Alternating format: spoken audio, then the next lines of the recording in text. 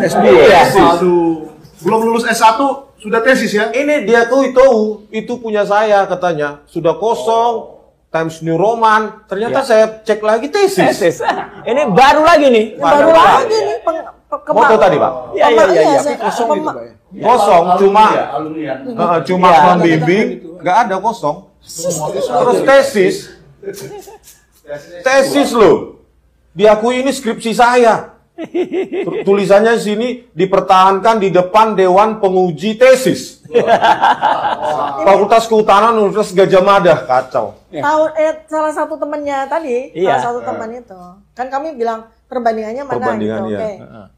Ternyata tesis. Kan langsung dikasih sama kita. Bisa nggak UGM ini kita tuntut hoax, berita bohong? Yang mana itu? Ini tesis yang diakui skripsi. Kita fotokan langsung ini. Berarti UGM dengan sengaja ini menipu kita. Saya menyesalkan ya Bu Oka Emilia datang pulang dari Jakarta. Ini tesis loh Pak. Berarti bisa kita tuntut ini Pak. Iya. Kami siap jadi pendamping. Nanti dulu, siap dulu. Oke. Kelanjutannya adalah bahwa memang dia belum memberikan informasi. Saya sampaikan bahwa tidak ada kewajiban dari saya untuk menunjukkan itu pada, dan juga tidak ada kewenangan mereka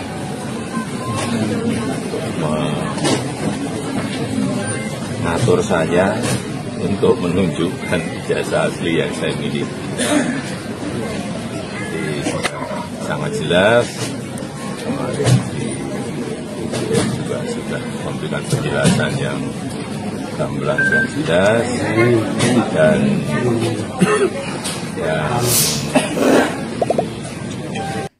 sekali lagi, kebenaran yang sebenar-benarnya bukan berarti ijazahnya pasti palsu.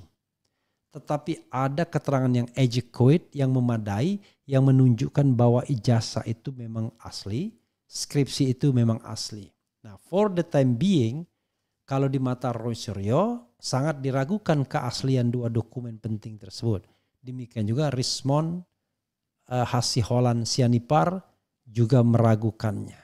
Dan mereka adalah pakar-pakar di bidang telematika, multimedia, artificial intelligence, OCB, dan lain sebagainya.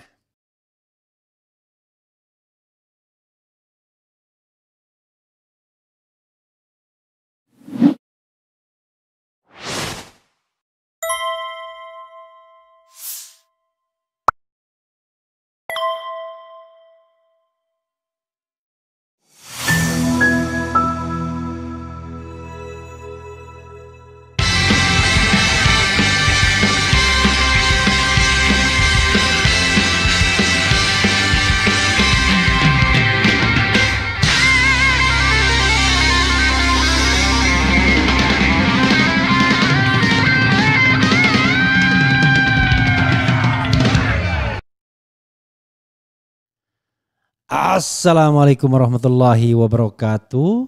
Sobat RH sekalian, jumpa lagi kita di channel yang keren ini. Keren cadas. Rupanya saya saking semangatnya lupa berganti topi paling tidak ya.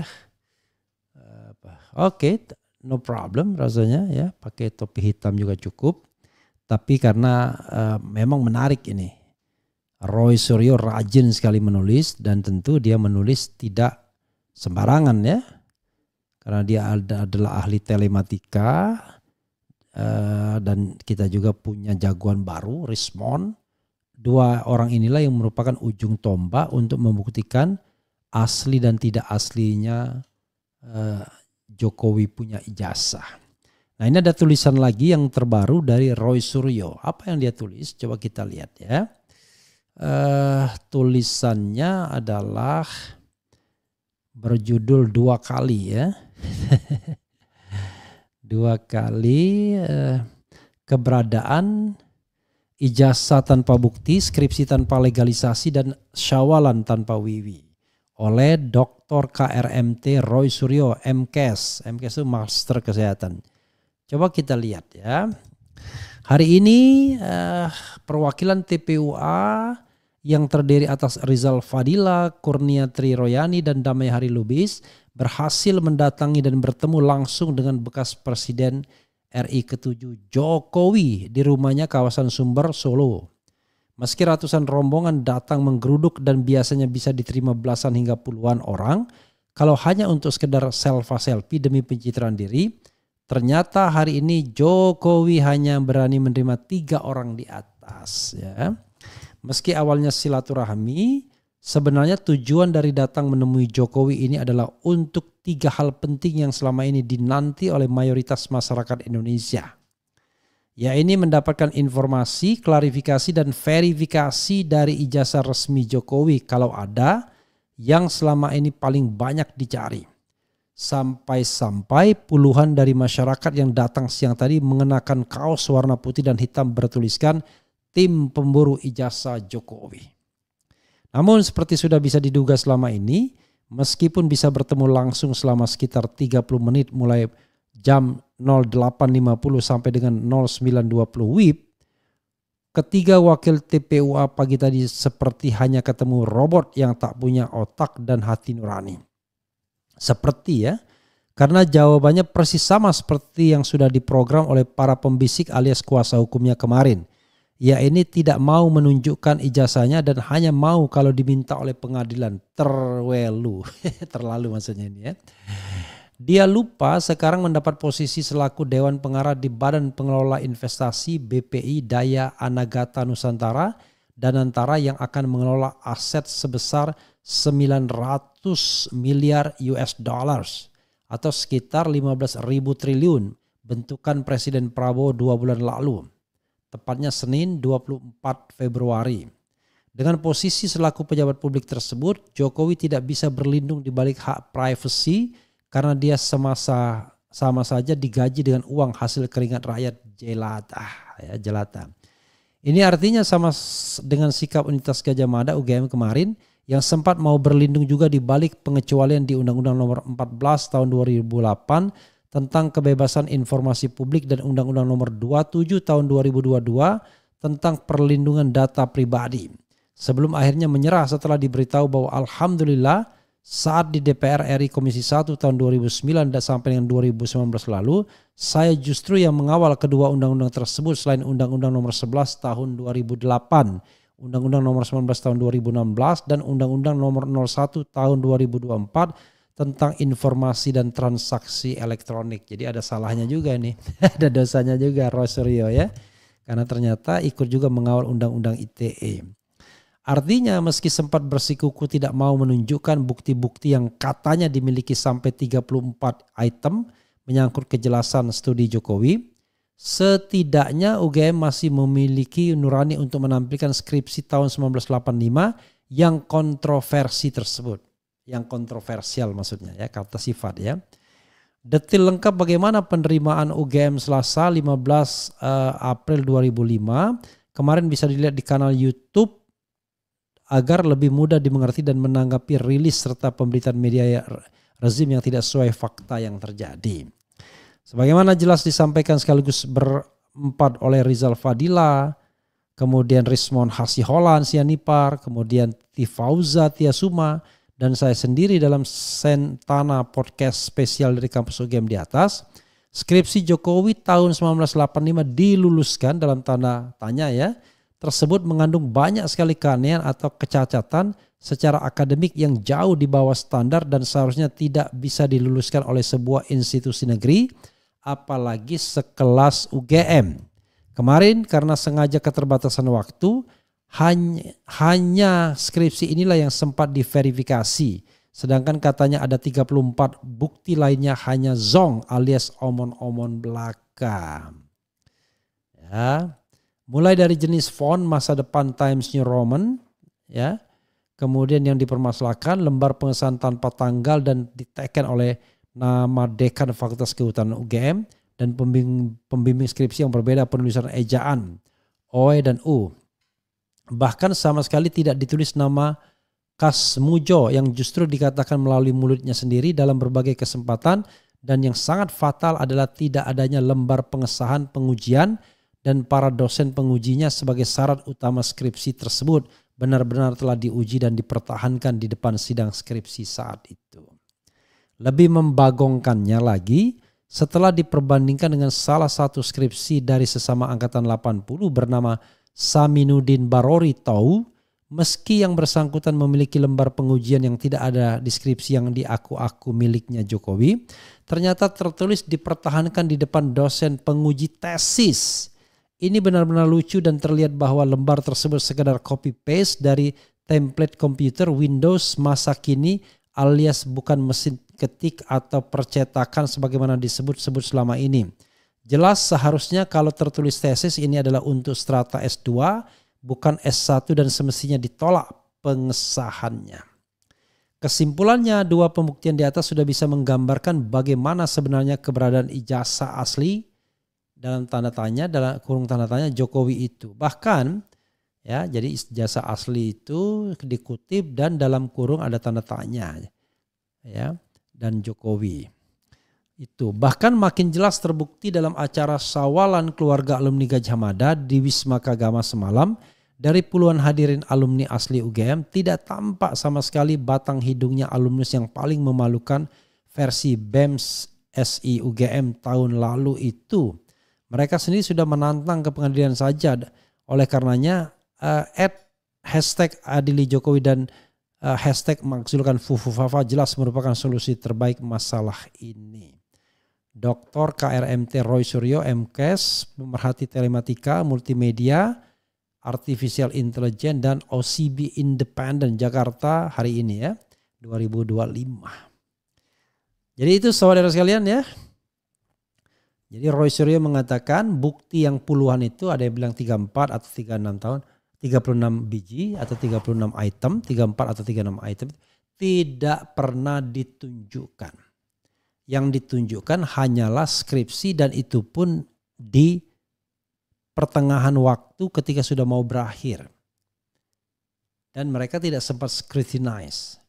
Tetapi ketika berlangsung diskusi, ada teman yang mengaku angkatannya kurang lebih sama, itu mengeluarkan lembar pengesahan. Unfortunately, ternyata itu tesis ya.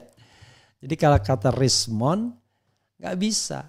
Lembar pengesahan itu baru direproduksi sekarang. Itu kata Rismon ya. Jadi Rismon malah merasa ditipu. Kok lembar pengesahannya tesis? Padahal kalau tesis ya pasti di atas tahun 85. Karena magister kehutanan itu baru adanya sekitar ya di atas tahun 90.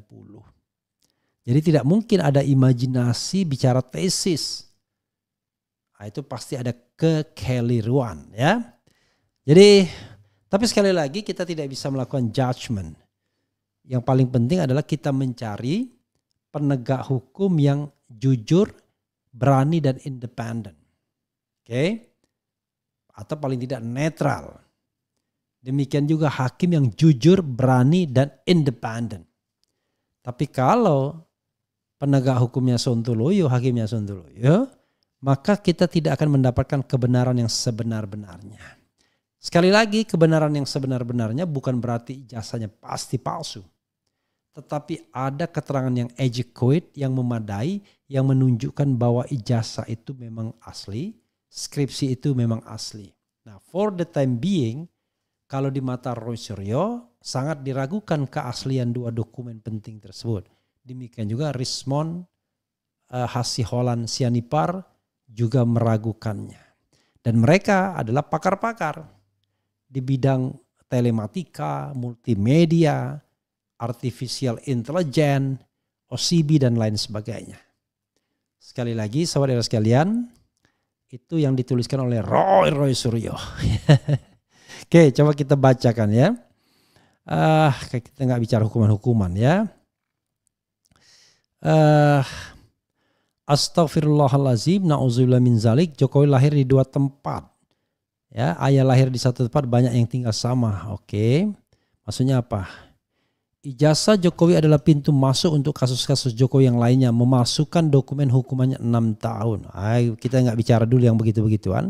Kita hanya bicara tentang kebenaran. Ya, Bung RH, bisa tidak kasus korupsinya Jokowi seperti kata CCRP diungkit rakyat dan para aktivis? Ya bisa, bahkan sudah dilaporkan kan oleh Obaidillah Badrun ke KPK, tapi sampai saat ini belum ada tindak lanjutnya. Astagfirullahaladzim ya, mengerikan juga ya Jokowi mengidap mitomania, menjabarkan bahwa orang yang terbiasa berbohong tidak akan sadar bahwa ia berbohong. We don't know exactly, nggak bisa menuduh ya. Tunjukkan ijazah Bang Refli biar sahabat RH tahu juga kalau Bang Refli ada ijazah aslinya. Ya nanti saya tunjukkan ya. Saya tunjukkan ijazah terakhir saya S3 ya. Itu. Kemudian Bung RH, bisakah dilaporkan ke Mahkamah Internasional? Kenapa harus Mahkamah Internasional? Di sini aja saya kira bisa ya. Kemudian ke pengadilan aja, ngapain cuman teriak-teriak di podcast? Kita tidak teriak di podcast. Podcast ini adalah trigger mechanism agar pengadilan mengadili dengan seadil-adilnya. Kalau kita biarkan pengadilan berjalan apa adanya dan kita tidak kawal, kita tidak kontrol ya. Dalam hari gini ya. Ijazah Bang Refli sudah diperlihatkan dan dibahas tentang pengesahan dan lain-lain di channel YouTube-nya. Yang saya perlihatkan adalah ijazah S1 saya ya. Kemudian susah ini pembuktiannya kalau ijazah asli nggak muncul. Sudah ijazah aslinya muncul yang diperlihatkan itu. Yang kita bisa munculkan lagi ya di sini ya. Jadi sekali lagi ada keberatan dari Roy Suryo terhadap ijazah yang dikeluarkan oleh kader PSI.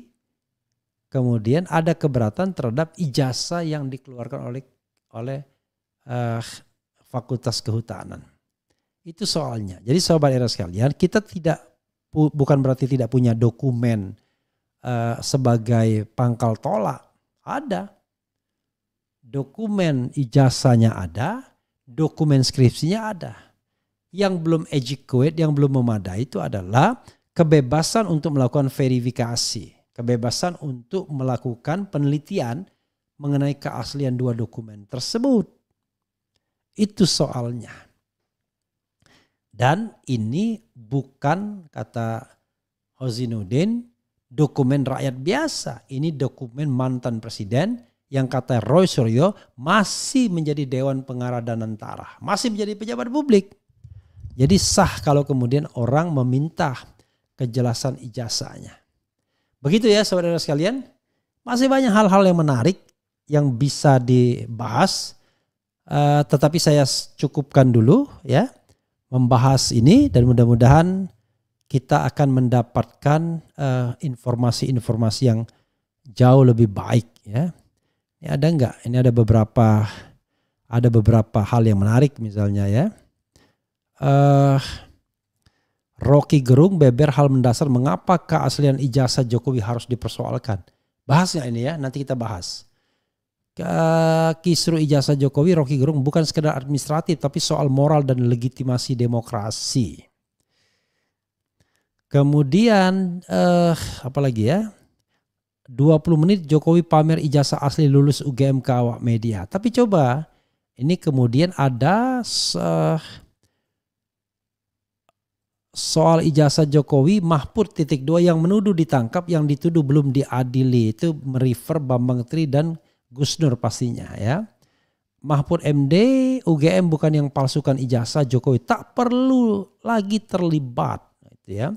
Mahfud MD publik berhak lihat ijazah Jokowi, kalau tak mau Komisi Informasi bisa mengadili. Itu ya sobat era sekalian.